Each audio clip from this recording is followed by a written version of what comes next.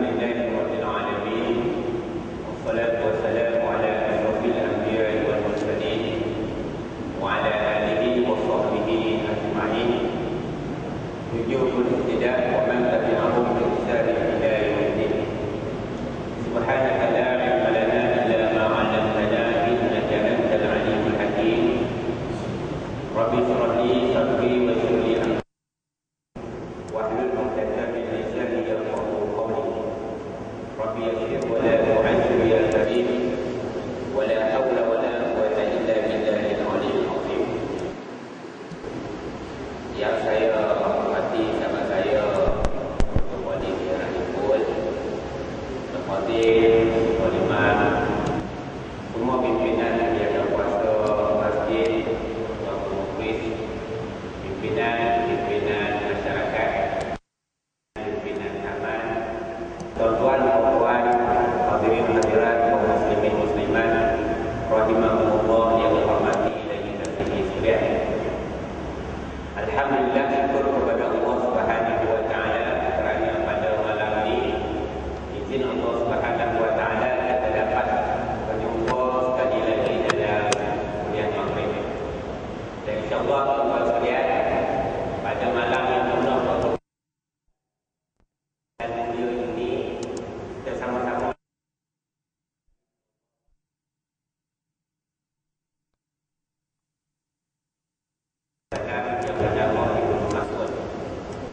Ibnu Mas'ud radhiyallahu anhu suatu hari ditanya kepada Rasulullah sallallahu alaihi wasallam, "Ya Rasulullah, ayu a'mal afdal min indillah?"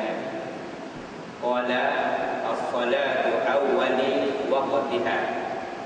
Summa qala birrul walidain. Summa qala al-jihad fi sabilillah. Muttafaqun alaih. Hadis ini diriwayatkan daripada Ibnu Mas'ud radhiyallahu anhu. Suatu hari dia bertanya kepada Nabi sallallahu alaihi wasallam berkenaan dengan amalan. Apakah amalan yang paling mulia di sisi Allah Subhanahu wa taala? Kerana amalan-amalan kita ni tuan-tuan sekalian, kadang-kadang dalam kehidupan kita seharian kita tidak dapat membezakan apakah perkara yang dikatakan aham ataupun muhim. Aham ni ialah yang sangat penting, ya, perkara yang sangat penting. Muhim ini ialah perkara yang penting. Sebab itu dalam amalan-amalan tuan-tuan sekalian, dia ada zikir-zikir ataupun amalan-amalan yang paling mulia. Saban waktu selepas solat maghrib ataupun isyak ataupun setiap kali lepas sembahyang 5 waktu, kita kadang-kadang berzikir dan kadang-kadang kita berwirid. Tetapi daripada banyak zikir-zikir tersebut, ada yang paling Allah Ta'ala suka, ada yang paling Allah Ta'ala sayang apabila kita lakukan. Antara dia ialah zikir, seafdal-afdal zikir, yang semulia-mulia zikir di sisi Allah Subhanahu wa taala, yang biasa Al-Fadil Tuan Imam baca selepas tahlil arwah, ya, kenduri, tahlil di masjid dan sebagainya, ialah afdalu zikri fa'lan annahu la ilaha illallah. Seafdal-afdal zikir, semulia-mulia zikir di sisi Allah Subhanahu wa taala ialah seseorang hamba itu mengatakan la ilaha illallah. Kemudian kelebihan kalimah la ilaha illallah ni tuan-tuan sekalian ialah siapa yang mengatakan la ilaha illallah akhir riwayat dia, sebelum dia menghembuskan nafas yang akhir, ada kalimah la ilaha illallah. Dalam satu hadis Nabi sallallahu alaihi wasallam, man qala la ilaha illallah akhir kalamuhu fadakhala al-jannah. Siapa yang dapat kalimah la ilaha illallah semasa dia nak menghembuskan nafas yang akhir, masa tu malaikat maut dah datang kepada kita dalam keadaan kita nazar, dalam keadaan sakratul maut, kalimah yang paling berharga ketika itu ialah kalimah la ilaha illallah. Maka Nabi SAW tambah lagi fadaqalal jannah. Maka orang-orang yang dapat kalimah tersebut akan dimasukkan ke syurga Allah Subhanahu wa taala. Itu seafdal-afdal zikir. Kemudian seafdal-afdal amalan pun ada, tuan-tuan sekalian. Hari-hari kita melakukan amal ibadah kepada Allah Taala. Adakah kita tahu amalan kita itu yang paling Allah Taala suka? Sebab ada perkara yang diutamakan, tuan-tuan sekalian. Maka apabila Ibnu Mas'ud bertanya kepada Nabi sallallahu alaihi wasallam, perkara yang paling Allah Taala suka ialah as-salatu awwali waqtiha.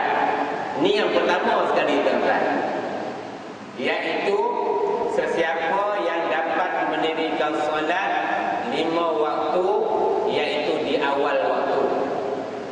Dan seafdal-afdal dia ialah awal waktu dan berjemaah.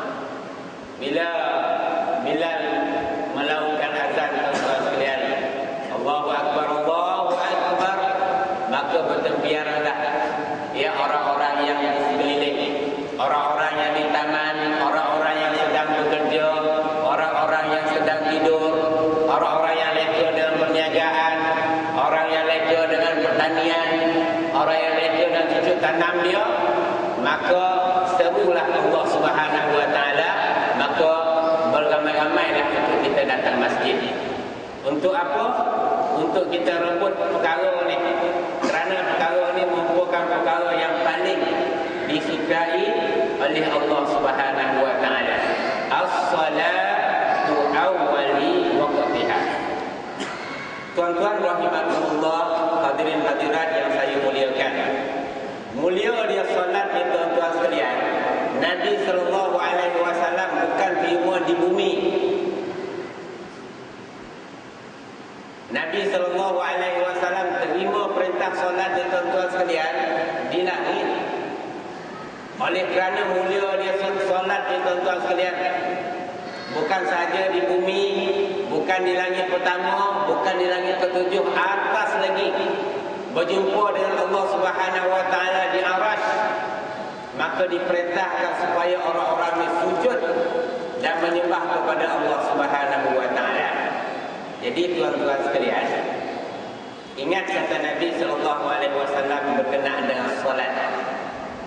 Al-farqu baina muslim wal kafir tarkus solat.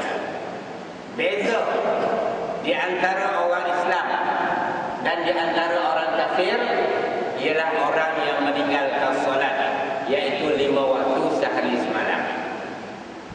Sekarang ni kita dah tahu tentang kewajipan solat, tuan-tuan, awal waktu dan sebaik-baiknya kita buat berjemaah. Tapi adakah di kalangan kita ni dapat rahsia macam mana untuk kita khusyuk dalam solat? Ramai orang yang mendirikan solat, tetapi pemikiran dia, hati dia tak luar. Masa dia angkat takbir Allahu Akbar, macam-macam yang terlintas dalam fikiran kita.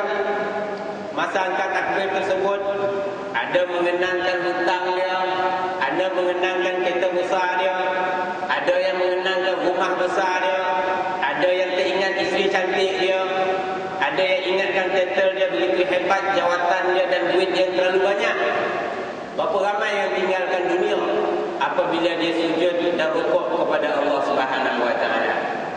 Sebab tu, tuan-tuan, hadirin hadirat sekalian, satu hari Imam Ghazali radhiyallahu anhu ditanya oleh para sahabat dia. Masa tu dia mengajar tentang solat.